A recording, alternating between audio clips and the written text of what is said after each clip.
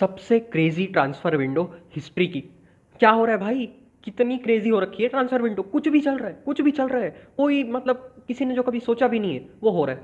और मतलब हो चुका है यार, हो चुका है। ग्रीजमैन ने बार्सिलोना छोड़ दिया, बस ऐसी बस छोड़ दिया ग्रीजमैन ने बार्सिलोना।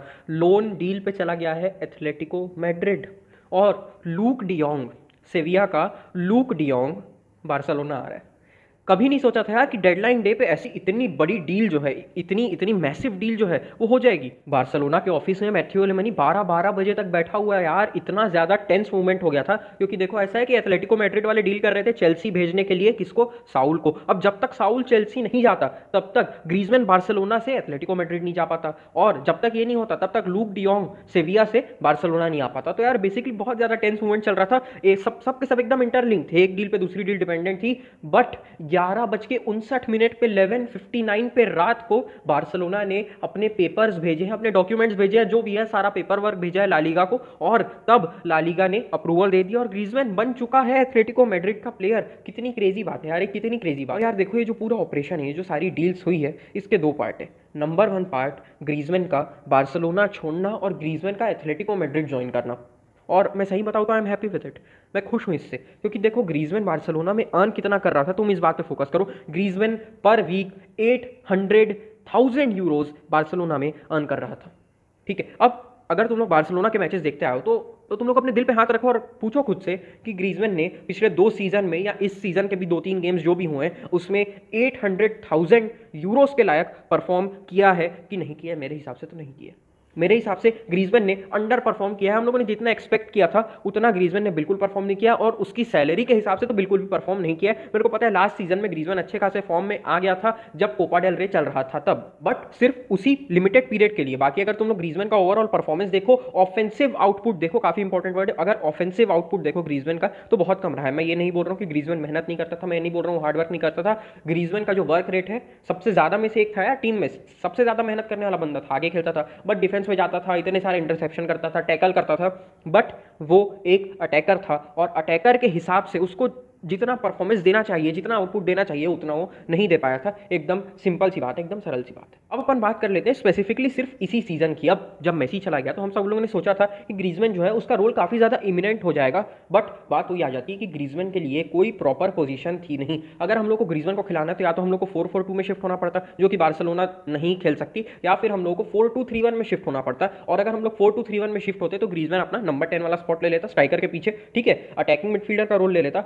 बट उसके कारण हमारी जो मिडफील्ड है वहाँ की जो स्टेबिलिटी है वो थोड़ी सी चली जाती, क्योंकि हम लोग को बुस्केट्स, फ्रैंकी डियोंग और पेड्री, इन तीनों में से किसी एक को बिठाना पड़ता। ठीक है, तो यहाँ पे मैं बेसिक बात ये बोल रहा हूँ कि जो हमारा करंट 4-3-3 का सिस्टम है उसमें ग्रीजमैन फिट नहीं हो पा रहा था। हम लोग गेम से देख रहे थे ग्रीजमैन की कोई स्पेसिफिक पोजीशन नहीं थी। ग्रीजमैन राइट विंग पे बिल्कुल नहीं खेल पा रहा था। लेफ्ट विंग पे हमारे पास डिपाय खेल सकता है और एंजू फाटी अभी अपनी रिकवरी में चल रहा है, फाइनल स्टेजेस में चल रहा है अपनी रिकवरी के, तो एंजू फाटी तो ऑब्वियसली लेफ्ट विंग पे खेल ही सकता है। तो ग्रीजमैन के लिए कोई प्रॉपर पोजीशन थी ही नहीं हमारे स्क्वाड में।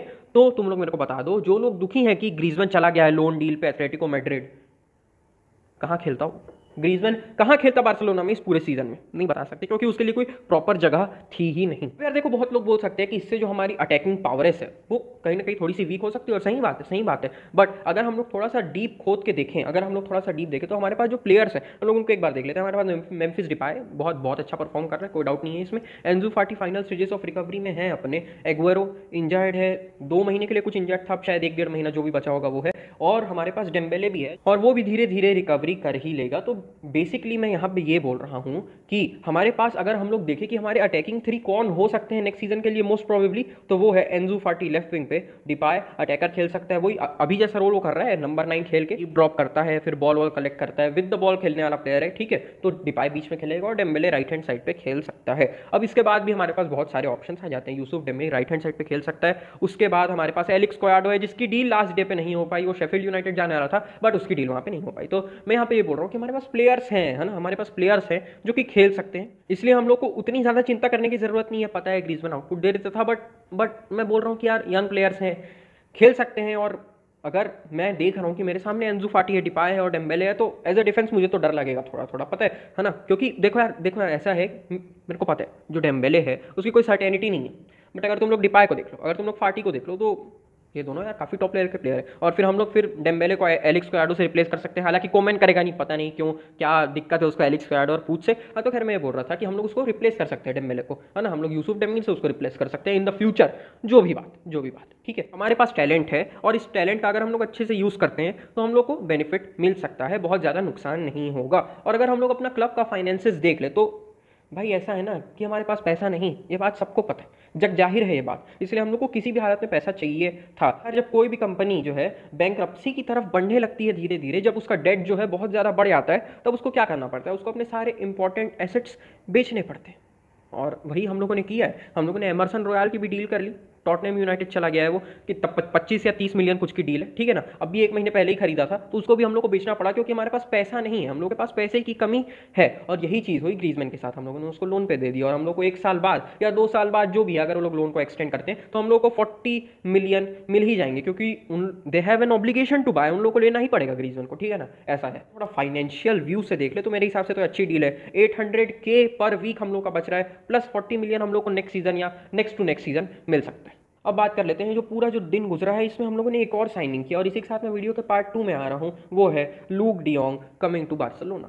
अब इसके बारे में यार मैं क्या बोलूँ, कोई भी क्लब लूक डियोंग को क्यों खरीदे देखो यार, नो ऑफेंस, बट कोई भी क्लब लूक डियोंग को क्यों खरीदेगा, 31 साल का बंदा हो गया है, उसने पिछले 70 गेम में 12 गोल मारे हैं सेविया के लिए, और उसको लेने का कोई मतलब ही नहीं बनता। हाँ ठीक है, लोग बोल सकते हैं कि यार हम लोग के पास ज़्यादा अटैकर्स हों, हमारे पास ज़्यादा ऑप्शंस हो, हमारे पास एक कोई स्ट्राइकर हो तो अच्छा है, जितने ज़्यादा अटैकर्स होंगे उतना ज़्यादा अच्छा रहेगा, और इसके लिए तो ज़्यादा पैसा भी नहीं लिया है। भाई मैं बोल रहा हूँ, जब तुम लोग को एक अच्छा अटैकर चाहिए ही था, तब तुम लोगों ने रे मनाज को क्यों नहीं रखा? रे मनाज से क्या दिक्कत थी, उसको काहे के लिए बेच दिया? रे मनाज को क्लब से भेजने की कोई ज़रूरत ही नहीं थी, वो तो पहले से यहाँ था। हम लोग को जो सिविया को लोन के लिए पैसे देने पड़ रहे हैं वो भी नहीं हम लोग को देने पड़ते, प्लस रे मनाज ने दिखाया है प्री सीजन में कि वो कितना अच्छा प्लेयर हो सकता है। 24 साल का एक्सपीरियंस है यार बंदे के पास, क्या चाहिए तुम लोग को? और एक्सपीरियंस के साथ साथ उसकी एज भी कम है, लुक डियोंग 30-31 साल का है, ये सिर्फ 24 साल का है, तो इसकी तो कोई रीजनिंग ही नहीं बनती यार, कोई रीजनिंग नहीं बनती। मेरे को समझ नहीं आ रहा है कि ये डील हुई क्यों है, हम लोगों ने लुक डियोंग को खरीदा क्यों है? सिर्फ कोमैन को चाहिए था इसलिए लुक डियोंग को खरीद लिया? यार देखो, उसको पूरा सपोर्ट देंगे हम लोग, लुक डियोंग को as Barcelona fans we will give him our 100% support. But बात वही आ जाती है ना कि हम लोग के सपोर्ट देने से ये डील राइट नहीं हो जाती, ये डील होनी ही नहीं चाहिए थी यार मेरे हिसाब से। तो कोई मतलब नहीं है इस डील का। हमारे पास रेम अनाज पड़ा था, हम लोगों ने उसको बेच दिया, और फिर लूक डियोंग जो कि उससे 7 साल बड़ा है, उसको फॉर सम रीजन हम लोगों ने क्लब में ले लिया। अब हो सकता है बहुत अच्छा परफॉर्म करे, और मैं तो चाहता हूँ कि ये बहुत अच्छा परफॉर्म करे और मेरे को यहाँ पे रॉन्ग प्रूफ कर दे, बट वही बात आ जाती है कि कोई सेंस नहीं बनाती है डील।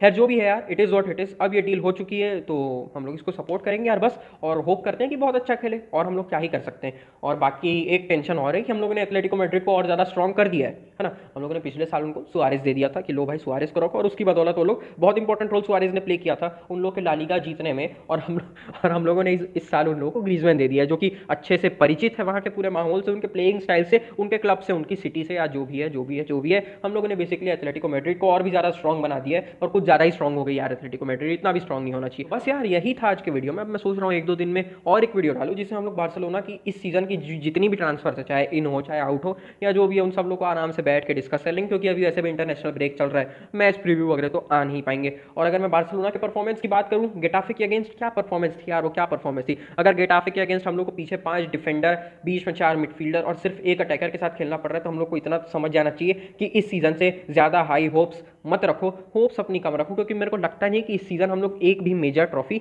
जीत पाएंगे। खैर उन सब के बारे में तो अपन आराम से बात करते रहेंगे, पूरा का पूरा सीजन पड़ा हुआ है। बस फिर मिलते हैं अपने नेक्स्ट वीडियो में, डिस्कस कर लेंगे क्या क्या ट्रांसफर हुए थे, कौन कौन से सही थे, कौन कौन से गलत थे। तो बस वही, विस्का एल बार्सा।